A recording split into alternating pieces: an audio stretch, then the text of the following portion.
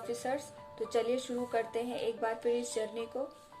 मैं हाजिर हूँ आप लोगों के लिए एक नए टॉपिक और एनर्जी के साथ। स्टूडेंट, आई होप आप लोगों को एनडीए का एग्ज़ाम शेड्यूल पता लग गया होगा, और किसी स्टूडेंट को डिटेल जाननी हो तो डिस्क्रिप्शन बॉक्स में वीडियो का लिंक गिवन है, आप उसे क्लिक करके इन्फॉर्मेशन गेन कर सकते हैं। तो स्टार्ट करते हैं आज का टॉपिक, लेकिन उससे पहले आज का टॉनिक लिखा है यहाँ पे, dream it, wish it, do it. अब आप इसको खुद से रिलेट करके देखिए, ठीक है। आपको अपने लिए ड्रीम देखना है, उसकी विश करनी है, और उसके लिए क्या करना है, खुद ही मेहनत करनी है। तो लास्ट क्लास में मैंने आपको जैसे बताया था कि हमारी जो अर्थ होती है, अर्थ के नीचे क्या होते हैं आपके पास 3 लेयर्स होती है। आई होप आपने उसको रिवाइज किया होगा, और वहाँ पे जो डिसकंटिन्यूटी वाला पोर्शन है उसको आपको क्या करना है, बहुत बार रिवाइज करना है, तभी आपको वो डिसकंटिन्यूटी लर्न होंगी, ठीक है। आपके पास क्या होगा, जो मैं आज का टॉपिक कराऊंगी और प्रीवियस 2 टॉपिक हमने कंप्लीट किए हैं उसका मैं एमसीक्यू बना के आपको प्रोवाइड कर दूंगी, ठीक है। तो देखिए आज हम पढ़ने क्या वाले हैं। जैसे आपको पता है हमारी जो अर्थ है, अर्थ में आपके पास कुछ पोर्शन क्या है, आपके पास लैंड मास है और कुछ पोर्शन आपके पास वाटर है। इतना आपको कॉमन इन्फॉर्मेशन होगी कि हमारी जो पूरी अर्थ है उसको हमने क्या किया 2 पार्ट में बेसिकली डिवाइड करा है। एक पोर्शन आता है आपके पास कॉन्टिनेंट का, और एक पोर्शन आता है आपके पास ओशियंस का, ठीक है। अब देखिए यहाँ पे मैंने एक वर्ल्ड मैप रखा है। अब ये क्यों रखा है, अभी आपको थोड़ी देर में सारी चीजें क्लियर हो जाएगी।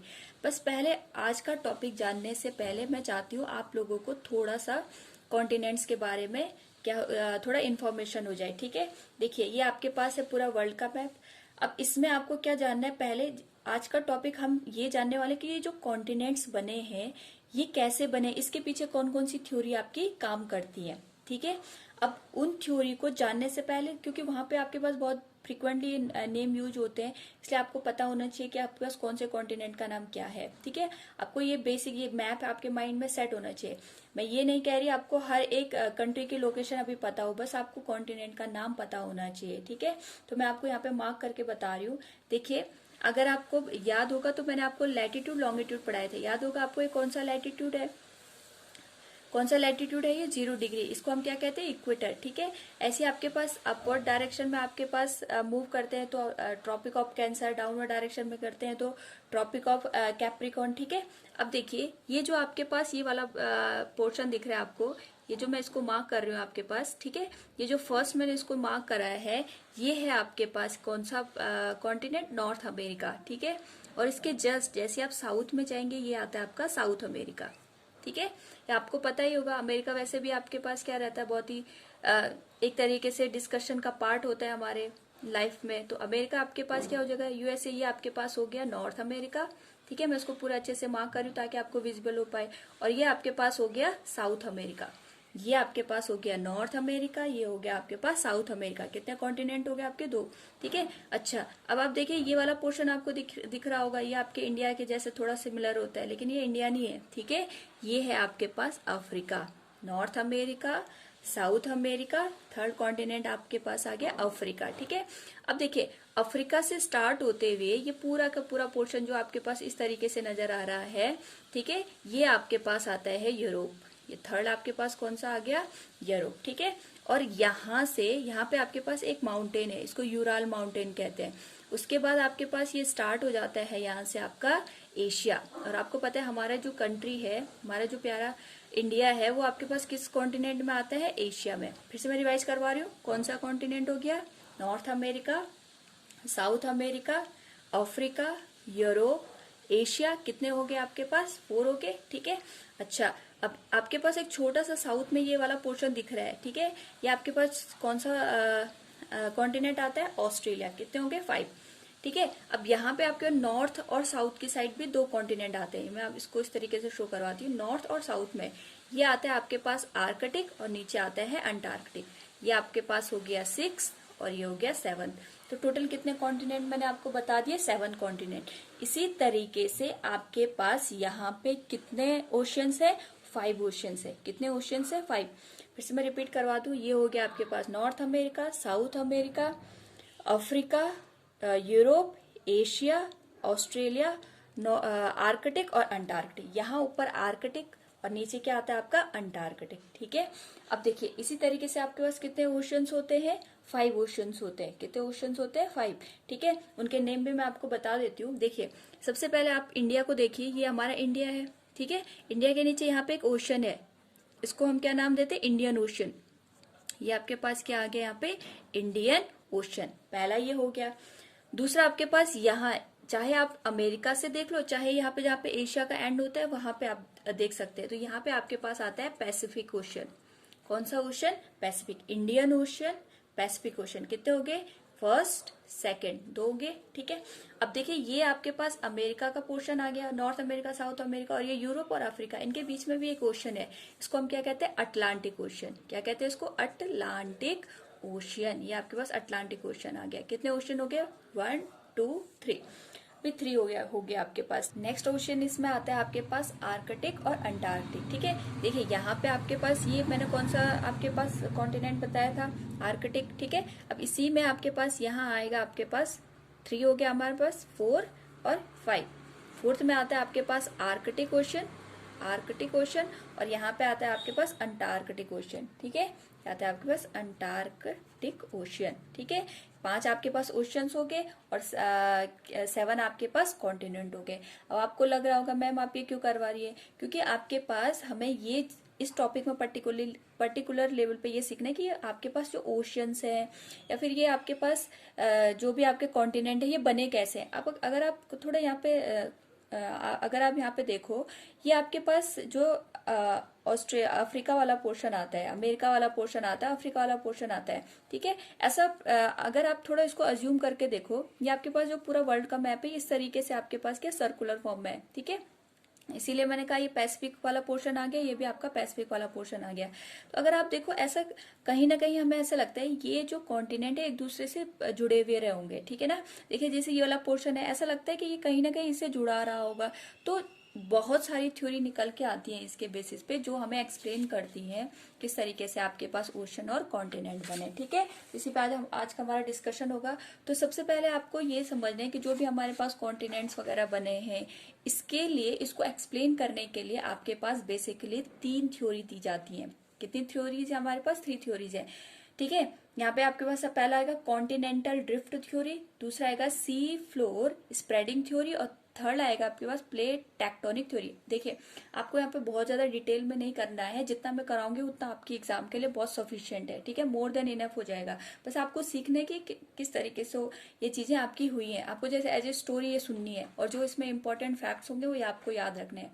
ठीक है, तो मैंने क्या बोला, यहाँ पे आपको 3 थ्योरीज है जो आपको करनी है, continental drift theory, sea floor spreading theory और प्लेट टेक्टोनिक थ्योरी। ठीक है, अब देखिए जो आपके पास सबसे पहला आता है कॉन्टिनेंटल ड्रिफ्ट थ्योरी। ये क्या होती है आपके पास, कॉन्टिनेंटल ड्रिफ्ट थ्योरी। ठीक है, जो आपके अल्फ्रेड वैगनर थे उन्होंने क्या दी थी, कॉन्टिनेंटल ड्रिफ्ट थ्योरी दी थी 1912 में।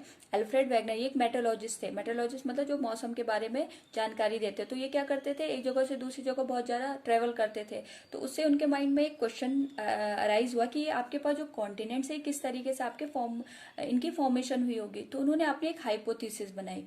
हाइपोथेसिस का मतलब उन्होंने अपनी साइड से एक थ्योरी दी कि ऐसा आपके पास हो सकता है कि आपका जो कॉन्टिनेंट्स है वो आपके क्या रहे होंगे, किस तरीके से फॉर्म हुए होंगे। तो उनकी जो थ्योरी है उसी को हम क्या कहते हैं, कॉन्टिनेंटल ड्रिफ्ट थ्योरी। ठीक है, तो उन्होंने क्या कहा कि आपके पास जो पूरा जो कॉन्टिनेंट से पहले ये एक ही लैंड मास का पार्ट थे। कहने का मतलब क्या है, उन्होंने कहा कि आपके पास ये पूरी आपके पास अर्थ हो गई, तो ये आपके पास क्या हो गया, पूरा एक लैंड मास हो गया। इसको उन्होंने नाम दिया था पेंजिया। ठीक है, ये आपके पास कॉन्टिनेंट था, एक इकलौता कॉन्टिनेंट था, और इसके सराउंडिंग में क्या था, आपके पास पूरा ओशन था। उसको नाम क्या दिया था, पैंथालासा।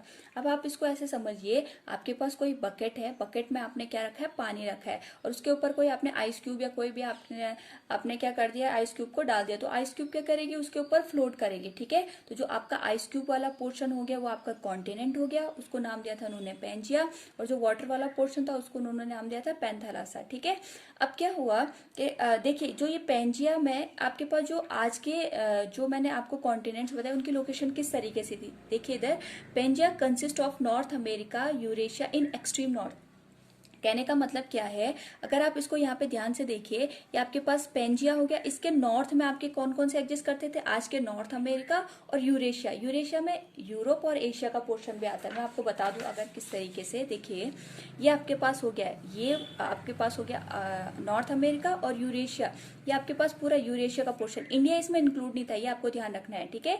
इंडिया को जो आपके पास पोर्शन था वो पहले आपके पास ऑस्ट्रेलिया का पोर्शन था।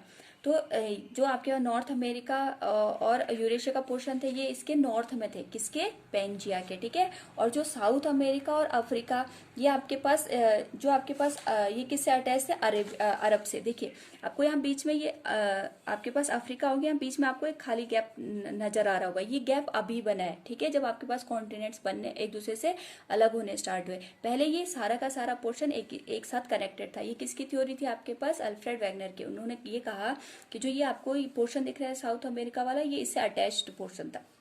ये बातें आपको सबको समझ में आ गए होंगे, ठीक है। और जो इंडिया वाला पोर्शन था, ये किससे कनेक्टेड था आपके पास, यहाँ पे ऑस्ट्रेलिया के साथ कनेक्टेड था, ठीक है। ऑस्ट्रेलिया, अंटार्कटिका, ऑस्ट्रेलिया और इंडिया, ये एक ही आपके पास कॉन्टिनेंट्स के क्या थे, सॉरी एक ही आपके पास पोर्शन थे। कहने का मतलब सबको समझ में आ गया। ये आपके पास मिलके तो आपके पास पेंजिया बना रहे, लेकिन इनकी पोर्शन किस तरीके से की, जो पेंजिया में नॉर्थ की साइड था, नॉर्थ अमेरिका, यूरेशिया, ये आपके पास नॉर्थ में थे, ठीक है। और आपके पास जो साउथ अमेरिका, अफ्रीका वाला पोर्शन एक दूसरे के साथ कनेक्टेड था, और ऑस्ट्रेलिया और अंटार्कटिका, इंडिया, ये मिलके आपके साउथ की साइड अलाइन करते थे, ठीक है। अब उन्होंने क्या कहा कि आपके पास जो, फिर ये क्वेश्चन पूछा गया आपके पास ये आज के टाइम पे 7 कॉन्टिनेंट्स किस तरीके से बने, तो उनका आंसर ये था, आपके पास जो भी ग्रेविटेशनल फोर्स होते हैं किसके, सन और मून के, उनकी वजह से आपके पास जो कॉन्टिनेंट्स है वो क्या होने लगे, एक तरीके से ब्रेक होने लगे, ठीक है। तो एक्सटर्नल फोर्सेस की वजह से, या फिर आपके पास इंटरनल फोर्सेस की वजह से, इंटरनल फोर्सेस जैसे आपके पास वोल्केनो वगैरह की एक्टिविटी होती है, उसकी वजह से उन्होंने कहा कि जो आपका ये पेंजिया है, ये आपके पास क्या हो गया, एक तरीके से यहाँ पे ब्रेक हो गया। तो बेसिकली उन्होंने यहाँ पे जो मेन उनका फोकस था वो था किसके ऊपर, ग्रेविटेशनल फोर्स के ऊपर, ठीक है। अब आपके पास उसकी वजह से क्या हो गया, जो आपके पास पूरा पेंजिया था, ये आपके पास 2 पार्ट में डिवाइड हो गया, ठीक है। कितने पार्ट में डिवाइड हो गया, 2, ब्रोक इनटू 2 पार्ट। एक पोर्शन इसने बनाया नॉर्थ का, एक पोर्शन बना आपका साउथ का। तो जो नॉर्थ का पोर्शन बना, इसको उन्होंने नाम दिया था अंगारा लैंड। अब आप समझ गए, नॉर्थ में जो भी आपके पास अगर यहाँ पे पेंजिया टूट करके यहाँ पे नॉर्थ और साउथ में डिवाइड हो गया, तो नॉर्थ में के पोर्शन को हमने नाम दिया अंगारा लैंड। तो अंगारा लैंड में कौन कौन से आपके पास कॉन्टिनेंट्स हो गए आज के, नॉर्थ अमेरिका और यूरेशिया। और नीचे वाले पोर्शन को क्या नाम दिया, गोंडवाना। गोंडवाना में कौन कौन से पोर्शन थे आपके, south America, Africa, India, Australia, ये सारा के सारा आपके किसके पोर्शन थे, गोंडवाना लैंड के, ठीक है। अब देखिए आपके पास सोचो, आपके पास मैंने कहा अभी आइस क्यूब का अगर बीच में से ब्रेक कर दो और वो दोनों पार्ट आपके अलग हो जाए, तो बीच में क्या आ जाएगा, वाटर आ जाएगा आपका। सेम यहाँ पे भी आपके पास यहाँ पे अंगारा लैंड बन गया, गोंडवाना लैंड बन गया, बीच में गैप आ गया, तो गैप को कौन फिल कर देगा, आपका ओशन फिल कर देगा। और बीच में अगर ओशन आपके पास आ गया, तो वो आपके पास छोटा ओशन का छोटा फॉर्म, उसे हम क्या कहते हैं, सी कहते हैं, ठीक है। तो यहाँ इस वाले पोर्शन में आपका वाटर फिल हो गया, उसको हमने नाम दे दिया टेथिस सी, ठीक है। अंगारा land, Gondwana land, Tethys sea, पहले एक ही था, अब टूट करके 2 बन गए। 2 बनने की वजह से बीच में वाटर आ गया, उस वाटर को हमने नाम क्या दे दिया, टेथिस सी, ठीक है। अब देखिए इनकी जो थ्योरी थी उसमें कुछ लूप होल से, यानी कुछ आपके पास क्या थी, कमियां थी। तो मैंने आपको क्या बताया, जैसे आपके पास जो अल्फ्रेड वैगनर ने बताया था, उन्होंने ये बोला था कि आपके पास जो लैंड फॉर्म होता है, जो कॉन्टिनेंट्स होता है, किसके ऊपर फ्लोट कर रहे हैं, आपके पास ओशंस के ऊपर, ठीक है।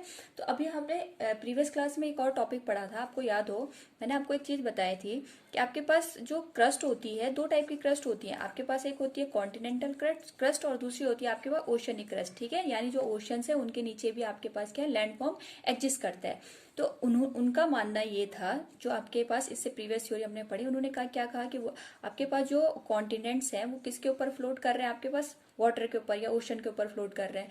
तो क्वेश्चन ये उठा फिर कि जो आपके पास ये वाटर है, वाटर के नीचे भी तो आपके पास एक तरीके का लैंड फॉर्म है, ठीक है, वो आपके पास किसके ऊपर आपके पास फ्लोट कर रहे हैं, फिर उनका एग्जिस्टेंस, या फिर जो आपके पास डिफरेंट ओशंस बने हैं वो आपके पास किस तरीके से बने हैं, ठीक है।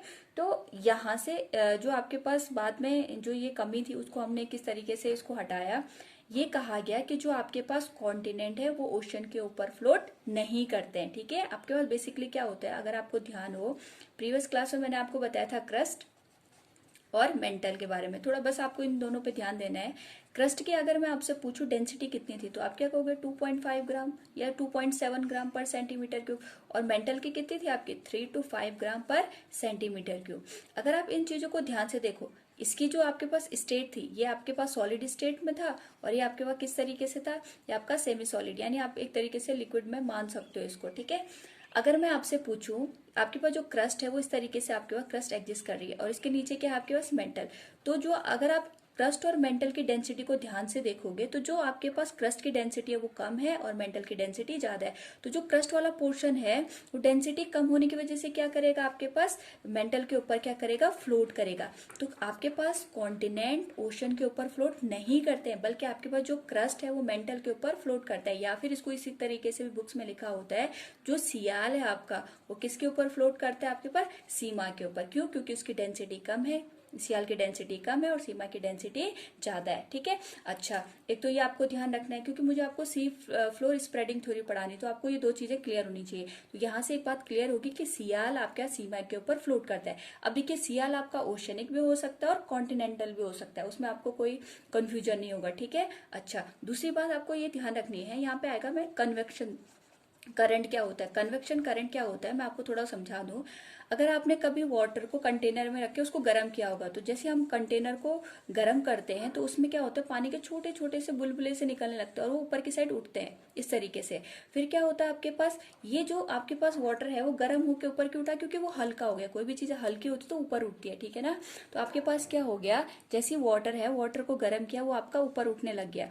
फिर आपके पास क्या होता है, जो यहाँ ऊपर, क्योंकि ये अब ये गर्म कैसे हुआ? क्योंकि ये आपके पास डायरेक्ट यहाँ पे आप टेम्परेचर के कांटेक्ट में था, और जो ऊपर का वाटर होता है वो आपका स्टिल क्या होता है? आपका ठंडा होता है, ठीक है।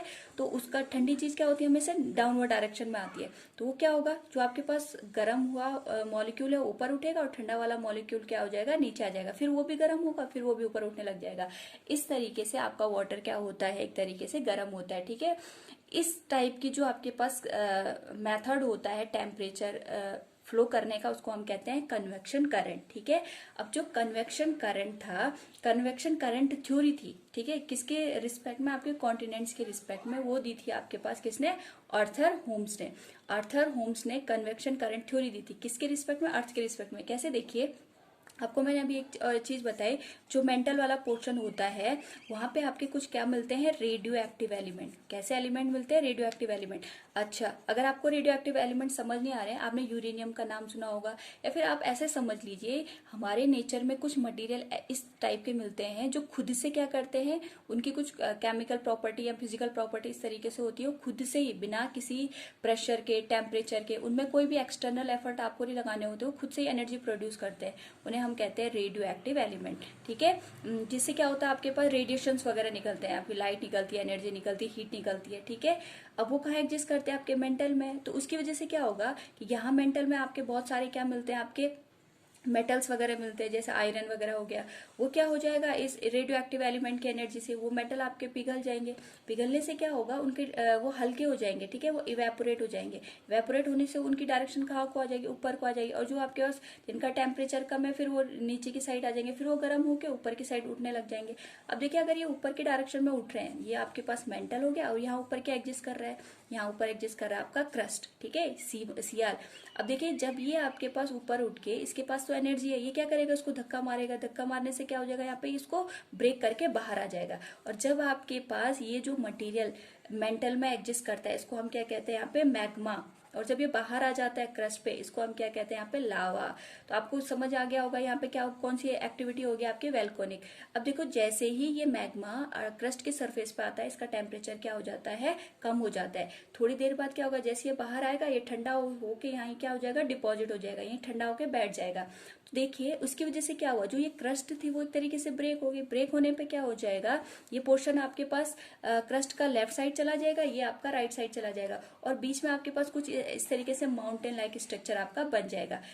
जब आपके पास ओशन के अंदर भी आपको बहुत सारे माउंटेन लाइक स्ट्रक्चर मिलते हैं, इनको हम माउंटेन नहीं कहते हैं वहां पे, इनको हम क्या कहते हैं, रिज कहते हैं, RIDGES, रिज। ठीक है, तो अब उसकी वजह से क्या हो गया, ये वाला पोर्शन अलग हो गया, ये वाला पोर्शन आपका अलग हो गया। अब इसके ऊपर अगर वाटर है तो ये ओशन आपका अलग बन गया, ये ओशन आपका अलग बन गया। इसी को हम कहते हैं सी फ्लोर स्प्रेडिंग थ्योरी। और सी फ्लोर स्प्रेडिंग थ्योरी किसने दी थी, आपकी हैरी हेस ने दी थी। कब दी थी, 1961 में। देखिए आर्थर होम्स ने आपकी कन्वेंशनल करंट थ्योरी दी थी। उन्होंने बताया था कन्वेंशनल करंट कैसे प्रोड्यूस होती है, वो मैंने आपको बता दिया रेडियो एक्टिव एलिमेंट से। ठीक है, लेकिन इसकी वजह से आपके कॉन्टिनेंट्स किस तरीके से बनते हैं वो आपका दिया था हैरी हेस ने। मैंने आपको क्या बोला, ओशन फ्लोर्स, यानी जो ओशन की फ्लोर होती है, जो क्रस्ट होती है, that get pushed due to volcanic eruption at the crust of oceanic ridges.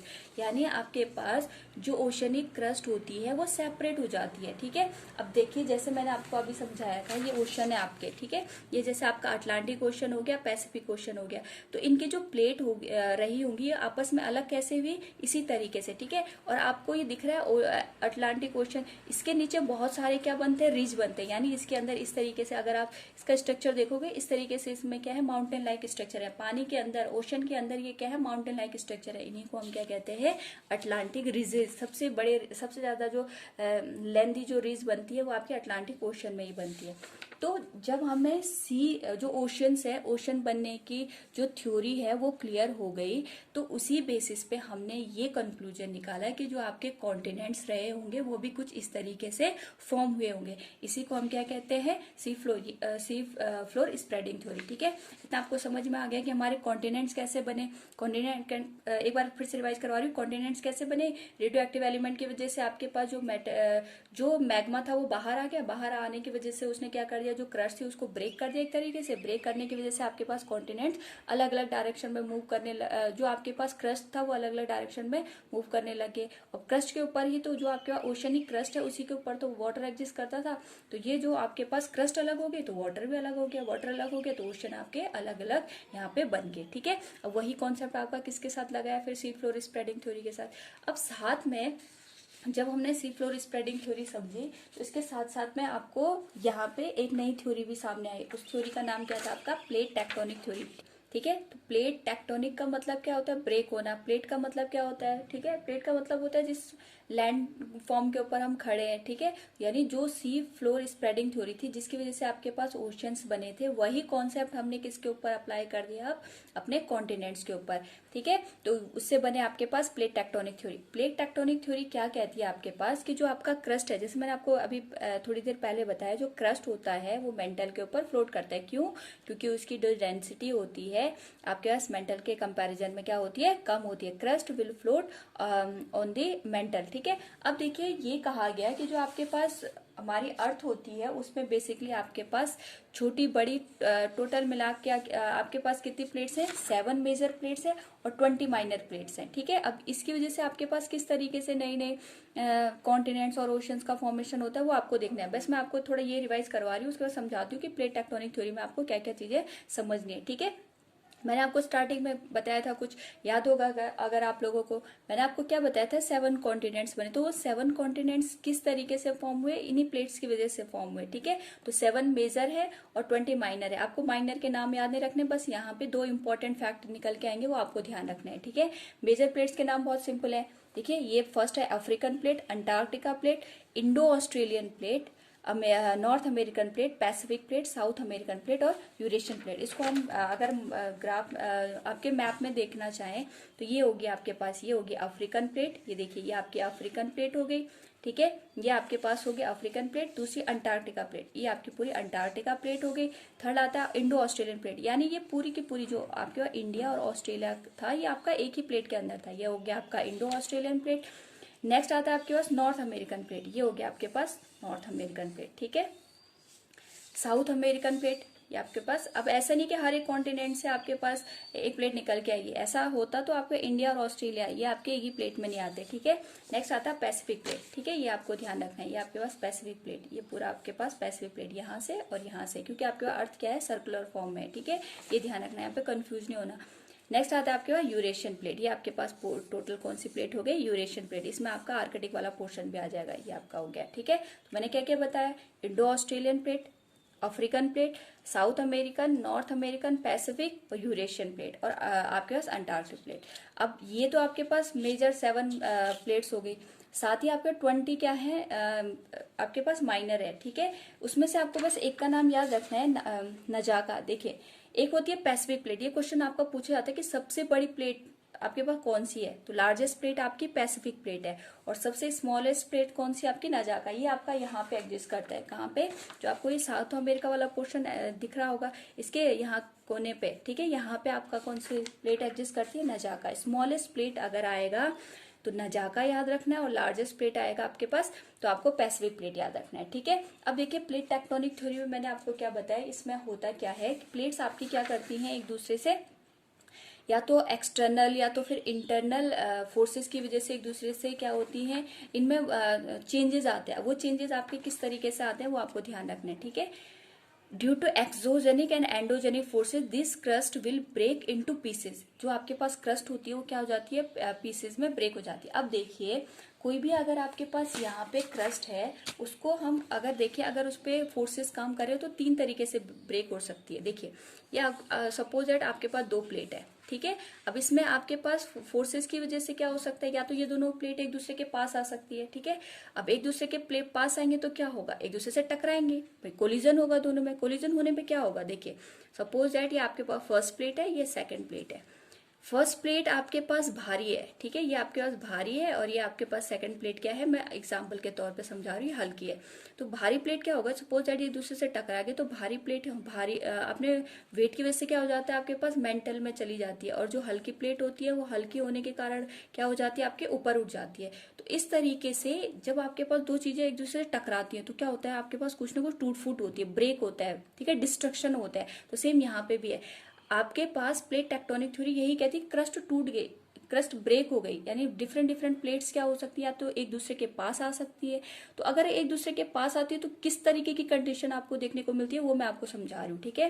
तो यहाँ पे आपके पास हो गया, तो जो भारी प्लेट होगी हमेशा नीचे की डायरेक्शन में चली जाएगी, और जो हल्की प्लेट होगी ऊपर की डायरेक्शन में आपकी चली जाएगी। अब सोचो, ये वाला पोर्शन आपका मेंटल में चला गया, तो मेंटल में क्या है, आपका टेम्परेचर ज्यादा है, टेम्परेचर ज्यादा होगा तो क्या हो जाएगा, मेल्ट होने लग जाएगा, मेल्ट होगा तो क्या होगा, फिर वहां पे आपका कन्वेक्शन करंट थ्योरी लगा दीजिए, ये आपका इवेपोरेट होकर ये ऊपर की डायरेक्शन में मूव करने लगेगा। यहाँ पे आपके पास की हल्की प्लेट है, हल्की प्लेट को धक्का देके वो बाहर आने का ट्राई करेगा, है कि नहीं। तो यहाँ पे वैल्केनो वगैरह आपके बन जाएंगे। और जो अगर आप यहाँ पे इस वाले पोर्शन को देखो, यहाँ पे आपका जो हल्की प्लेट ऊपर उठ गई, इसकी वजह से यहाँ पे माउंटेन वगैरह के स्ट्रक्चर बन जाते हैं, ठीक है। तो इसी की वजह से यहाँ पे आपके जो माउंटेन बनते हैं उनको हम कहते हैं न्यू फोल्ड माउंटेन, ठीक है। उसको माउंटेन वाले टॉपिक में भी क्लियर कर लेंगे। बस आपको ध्यान रखना है कि प्लेट टेक्टोनिक में आपके पास किस तरीके से प्लेट्स का मूवमेंट होता है, या तो वो एक दूसरे के पास आ सकती है, ठीक है। तो पास आने पे क्या होगा, जो भारी वाली होगी नीचे धस जाएगी, हल्की वाली ऊपर धस जाएगी। उसकी वजह से क्या होगा, जो भारी वाली हो जाएगी उसमें क्या हो जाएंगे आपके, वो मेल्ट होके आपके फिर से वैल्केनो वगैरह के फॉर्म में बाहर आ जाएंगे, ठीक है। अच्छा, ये हमेशा नहीं होता कि वैल्केनो वगैरह आपके हमेशा ही आते रहे, वो डिपेंड करता है फिर आपके पास कि जो हल्की प्लेट है उसकी थिकनेस वगैरह कितनी है, ठीक है। दूसरा, अब इसको यहाँ पे आपके पास क्या होता है, मैंने कहा जो 2 चीजें अगर टकरा रही है तो उनमें क्या होता है, डिस्ट्रक्शन होता है, ठीक है। तो यहाँ पे इस जो प्लेट टेक्टोनिक है इसको हम क्या कहते हैं, कन्वर्जेंट टेक्टोनिक। कन्वर्जेंट का मतलब होता है एक दूसरे के पास आना, कन्वर्ज होना। कन्वर्ज हो गई, टकराने की वजह से टूट फूट हो गई, इसलिए इसको हम क्या कहते हैं, दूसरा नाम डिस्ट्रक्शन। इसकी वजह से क्या होता है, डिस्ट्रक्शन टेक्टोनिक भी कहते हैं। इसकी वजह से क्या हो जाता है, आपके प्लेट्स का फॉर्म जो स्ट्रक्चर होता है वो टूट जाता है, ठीक है। दूसरा होता है आपके पास, अब खुद से आप अंदाजा लगाइए, अगर आपके पास मैंने कहा एक कंडीशन ये हो सकती है 2 प्लेट आप एक दूसरे के पास आ गई, तो एक ये कंडीशन भी तो हो सकती है एक दूसरे से दूर चली जाए, ठीक है। आपके पास इंटरनल और एक्सटर्नल फोर्सेस की वजह से 2 प्लेट एक दूसरे से दूर भी जा सकती है। अब देखिए, दूर जाएगी तो क्या होगा, सपोज दैट ये आपके पास यहाँ पे ये प्लेट लेफ्ट साइड मूव करके ये आपकी राइट साइड मूव करेगी, तो क्या होगा, अब इसके ये तो क्रस्ट का पोर्शन हो गया, ये नीचे आपका मेंटल वाला पोर्शन है, मेंटल वाले पोर्शन को क्या मिल जाएगा, यहाँ ऊपर से रास्ता मिल जाएगा आने का। फिर क्या होगा, यहाँ पे वैल्केनो वगैरह आएंगे, वो आपके पास क्या होंगे, यहाँ पे क्रस्ट पे आके टेम्परेचर कम होने की वजह से वो ठंडा हो जाएगा, फिर यहाँ पे आपके पास नई लैंड फॉर्म का फॉर्मेशन हो जाएगा, ठीक है। अब देखिए यहाँ पे एक दूसरे से दूर जा रहे थे तो क्या हो गया, एक तरीके से नई आपके पास क्रस्ट का फॉर्मेशन हो गया। समझ में आ गया ना आप लोगों को मैंने क्या बोला? अगर ये एक दूसरे से दूर जाएंगे तो यहाँ पे आपके पास गैप बन जाएगा, उस गैप से आपका वैल्केनो वगैरह बाहर आ जाएगा, वो ठंडा होके वहां पे आपका डिपॉजिट हो जाएगा। तो उसकी वजह से क्या होता है, आपके पास नई क्रस्ट का फॉर्मेशन होता है। इसलिए हम इसको क्या कहते हैं, या तो देखो एक दूसरे से दूर जा रहे हैं तो इसको हम कहते हैं डाइवर्जेंट टेक्टोनिक, या फिर इसी को हम क्या कहते हैं, कंस्ट्रक्टिव टेक्टोनिक भी कहते हैं। बात सबको समझ में आ गई? अच्छा, जो कन्वर्जेंट या फिर डिस्ट्रक्टिव टेक्टोनिक है ये आपको कहाँ देखने को मिलता है? ये हमारे पास जब देखिए, ये मैंने आपको कौन सी प्लेट बताई थी अभी, ये मैंने बताई थी इंडो ऑस्ट्रेलियन प्लेट, ठीक है। जब आपके पास ये इंडो ऑस्ट्रेलियन प्लेट ऊपर की साइड मूव करी और यूरेशियन प्लेट नीचे की साइड मूव करी, देखिए ये वाली प्लेट आपकी इस डायरेक्शन में है, ये वाली प्लेट इस डायरेक्शन में है, एक दूसरे में क्या हो रहा है, कन्वर्जेंट हो रहा है। तो यूरेशियन प्लेट आपकी हल्की थी और इंडो ऑस्ट्रेलियन प्लेट आपकी क्या थी, भारी थी, तो वो इसके नीचे क्या हो गई, धंस गई। धंसने की वजह से क्या हो गया, कुछ पोर्शन उसका ऊपर उठ गया, ठीक है। अब वहां पे जो आपके पास यहाँ पे एक नए आपका क्या कहते हैं उसको, माउंटेन का फॉर्मेशन हुआ, जिसको हम क्या कहते हैं, हिमालय। सेम यहाँ पे भी जो आपके पास पैसिफिक हो गया और जो आपका नॉर्थ अमेरिका हो गया, यहाँ पे भी आपके पास एक माउंटेन का फॉर्मेशन होता है, इसको रॉकी माउंटेन कहते हैं, ठीक है। और यहाँ पे भी आपके पास जो आपका साउथ अमेरिकन प्लेट है और पैसिफिक ओशन की जो प्लेट है, यहाँ पे भी आपके पास क्या होता है, एक तरीके से कन्वर्जेंट का, या आपके पास यहाँ पे इस तरीके से प्लेट का मोशन होता है और वहां पे भी एक आपके पास एक नए माउंटेन का फॉर्मेशन होता है, इसको हम एंडीज कहते हैं, ठीक है। अच्छा, अब एक तीसरे टाइप का आपके पास यहाँ पे कंडीशन पॉसिबल है। सपोज दैट एक प्लेट थी आपके पास, अब क्या हो गया, इसमें आपके पास यहाँ पे किसी तरीके से ब्रेक आ गया, ठीक है। क्या आ गया आपके पास, ब्रेक आ गया। तो इसमें आपके पास हो सकता है एक प्लेट आपका अपवर्ड डायरेक्शन में मोशन करे और दूसरा आपका डाउनवर्ड डायरेक्शन में मोशन करे। यहाँ पे प्लेट एक दूसरे से अलग नहीं हुई, बस इनमें क्या हो गया, यहाँ पे एक तरीके से ब्रेक आ गया, ठीक है। अब आपके पास जो ये ब्रेक आ गया उसकी वजह से एक पोर्शन तो ऊपर की साइड की डायरेक्शन में मूव कर गया, दूसरा नीचे की डायरेक्शन में मूव करने लग गया। ये जो आपके पास मोशन होता है इसको हम क्या कहते हैं, ट्रांसफॉर्म टेक्टोनिक। देखिए इसमें आपका कन्वर्जेंट भी हो सकता है, उसमें ये आपके डिस्ट्रक्टिव भी हो सकता है और कंस्ट्रक्टिव। क्यों? क्योंकि एक दूसरे से अलग नहीं हुए, एक दूसरे से अलग होंगे तो यहाँ पे आपकी नई फॉर्मेशन हो जाएगी, ठीक है। तो इस तरीके से आपके पास क्या होता है, जो ट्रांसफॉर्म टेक्टोनिक होता है उसमें आपके पास दोनों प्लेट पे क्या लगती है, टेंशन फोर्स लगती है। अपर डायरेक्शन में मूव करता है, दूसरा डाउनवर्ड डायरेक्शन में मूव करता है, लेकिन दोनों एक दूसरे से अलग नहीं होते। इस टाइप का जो टेक्टोनिक होता है उसको हम क्या कहते हैं, ट्रांसफॉर्म टेक्टोनिक कहते हैं, ठीक है। तो इसी तरीके से हमारे पास डिफरेंट टाइप के कॉन्टिनेंट्स हो गए, ओशंस हो गए, उनकी क्या हुई है, एक तरीके से फॉर्मेशन हुई है, ठीक है। जो लेटेस्ट आपके पास वो कौन सी आपके पास थ्योरी आती है, plate tectonic theory. I hope आप लोगों को यहाँ तक अच्छे से समझ में आ गया होगा। नेक्स्ट जो आपके पास बहुत बहुत इंपॉर्टेंट टॉपिक हम डिस्कस करेंगे वो आएगा आपके पास रॉक एंड इट्स क्लासिफिकेशन। वो आपके सिलेबस में अलग से मेंशन किया गया है, इसलिए वो बहुत बहुत इंपॉर्टेंट टॉपिक है, ठीक है। तो तब तक आप जितना भी मैंने बताया आपको इसको रिवाइज करना है, ठीक है, और फिर मैं इसके एमसीक्यू आपको प्रोवाइड कर दूंगी। तब तक के लिए थैंक यू।